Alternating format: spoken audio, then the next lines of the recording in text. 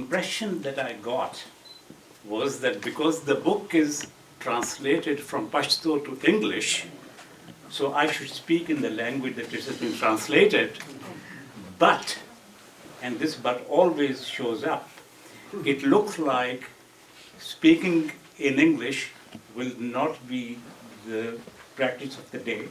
तो जितनी टूटी फूटी मुझे उर्दू आती है तो मेरे ख्याल में मैं उर्दू ही में बात करूँगा। और वो ये कि खालिद ने अभी कहा कि मेरा एक किसी हवाले से खालिदा नसीम से और इस किताब से काबे से इन बुतों का भी निस्बत है दूर की।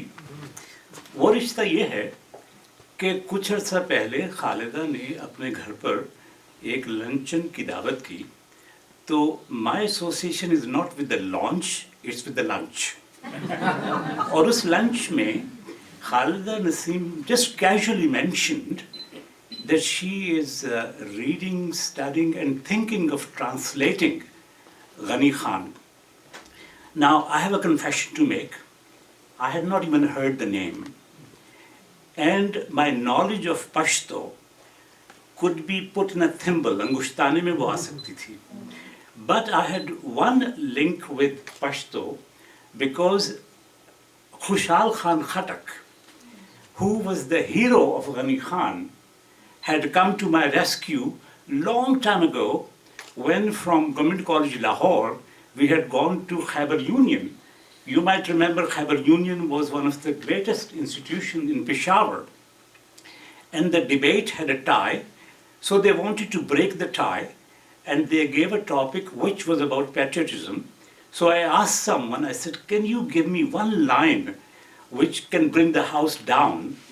And they recited one couplet of Khushal Khan Khattak, which I remember to this day, even perhaps before Khalida was born. And that one couplet was, Jang Zumanga loba de, palobe ikhtiyar de, Jang Zumanga kar de. Meaning ke war is, we have control, we have power, we wage war. And it's like a game for us, it is our work. But it was not war in the war-mongering sense, and that's where Ghani Khan comes in. It was war in the sense of defending people's human rights. It was war against people who would treat women as somehow lesser beings. It was war against everything that Ghani Khan saw as evil. So at that luncheon, I asked Khalida, I said, could you please recite something from Ghani Khan? And she brought a book the size of Bahishti Zevar. And honestly, people who were sitting there, to their fright, they thought she's going to read the whole book. But when she started to read some selection, some in Pashto, and then translated them in English, believe me that even someone who did not understand anything about Pashto, you could sense the rhythm, you could sense the passion, you could sense the emotion in just that reading.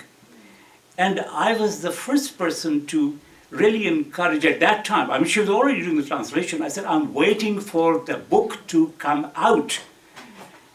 And fortunately, just after perhaps 6 months or a year, I heard the good news that the book has come out.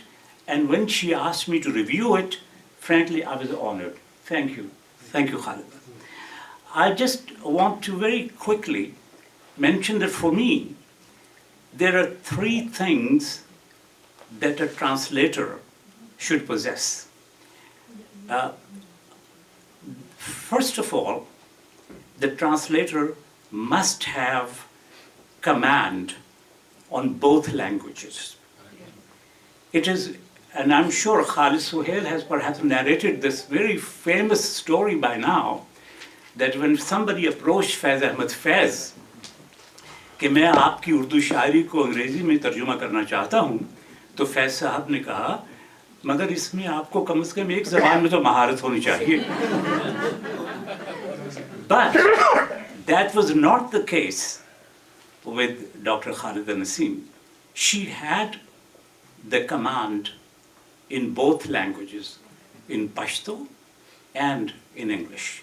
So linguistic familiarity is one thing, but what is equally more important is that you have to have familiarity with the culture. Ghani Khan was steeped into Pashtun culture. And for the diaspora in Canada, particularly in GTA, I know very few people who are so well suited to translate something from Pashto to English, because Khalida, those who have seen her, sometimes defending that Pashtun culture, she is like, who was that, Katy Perry, the Eye of the Tiger? She really pounces if somebody tries to make fun. And we have this very bad habit in Pakistan and India for that matter. We make fun of a particular tribe, a particular province, a particular people, and don't feel reluctant about it, don't feel ashamed of it. But she's the one who corrects them immediately and defends them, because those are the same values which Ghani Khan has promoted in entire translation. You see how proud he was. So that is the second thing that you have to have. And the other thing that is extremely important is that you should be committed. You should have the talent itself of that poetry. You should be able to interpret something in a versified form.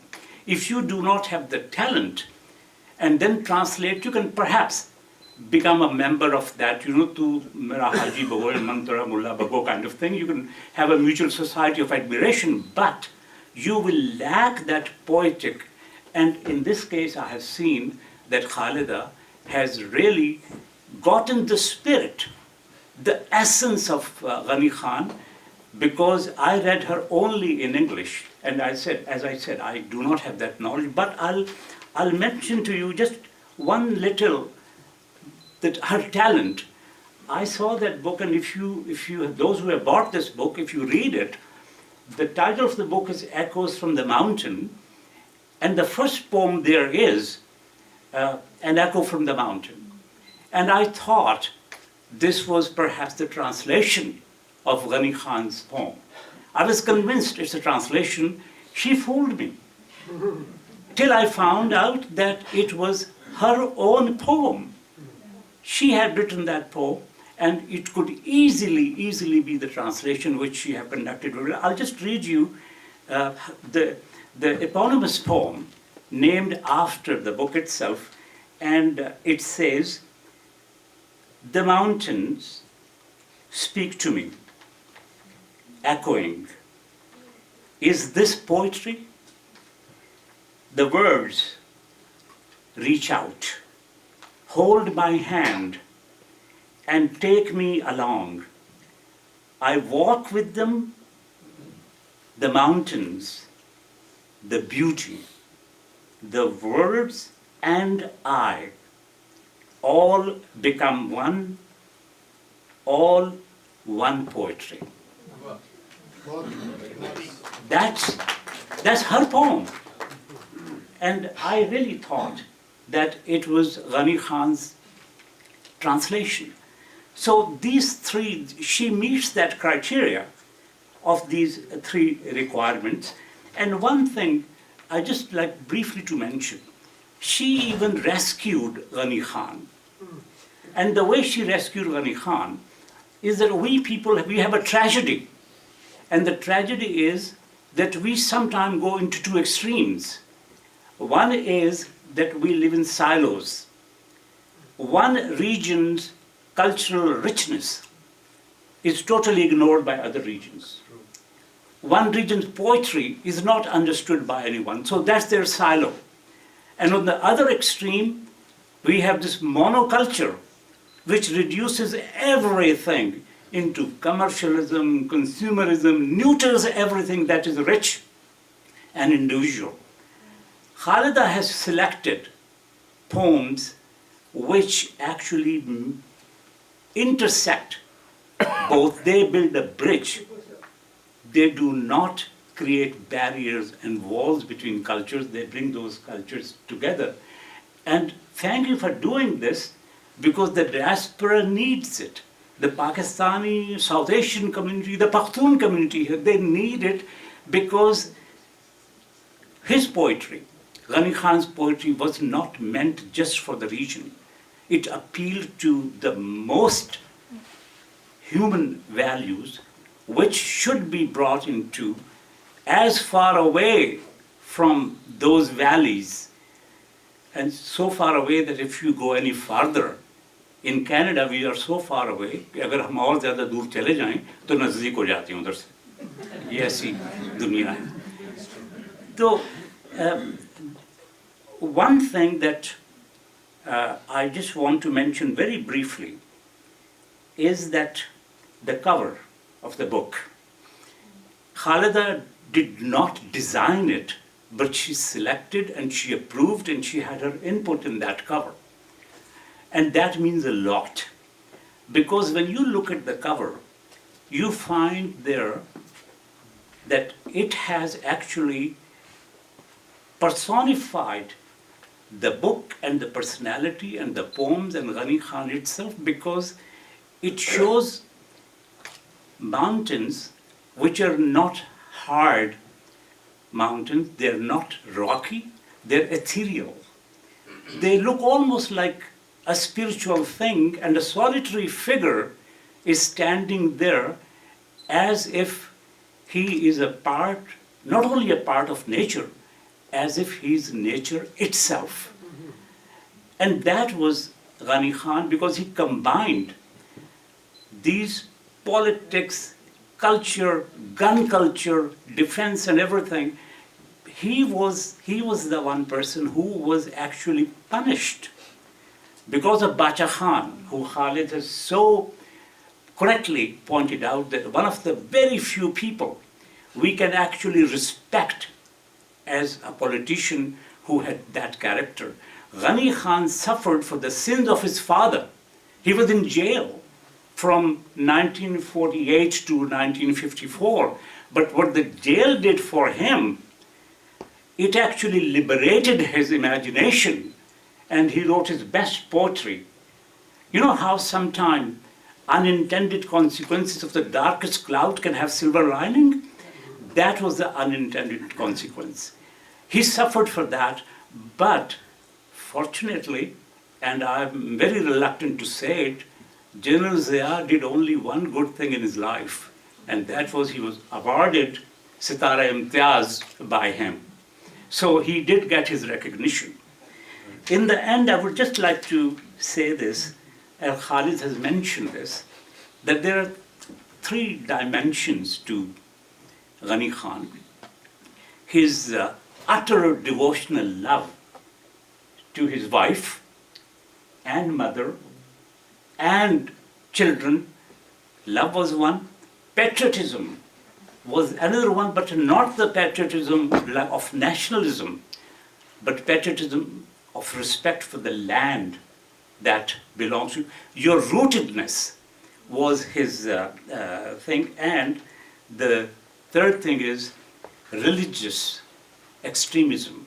Ghani Khan was a sworn enemy of that religious extremism. I'll just mention one line of him, and that was that I walk today that I walk in with such an ecstatic pride.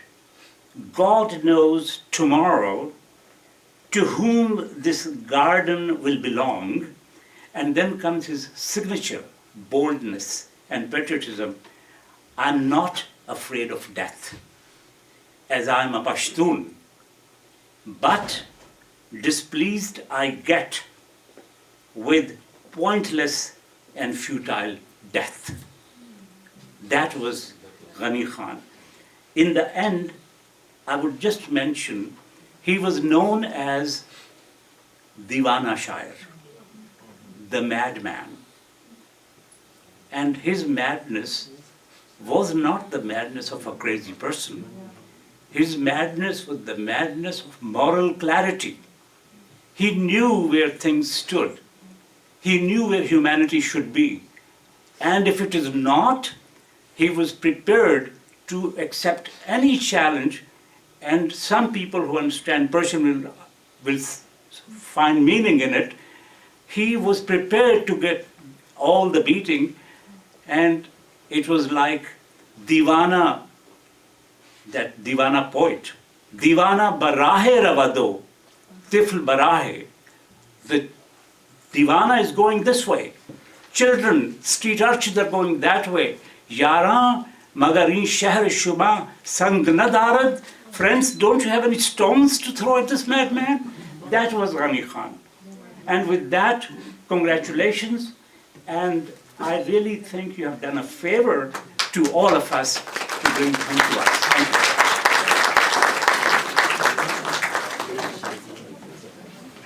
बहुत बहुत शुक्रिया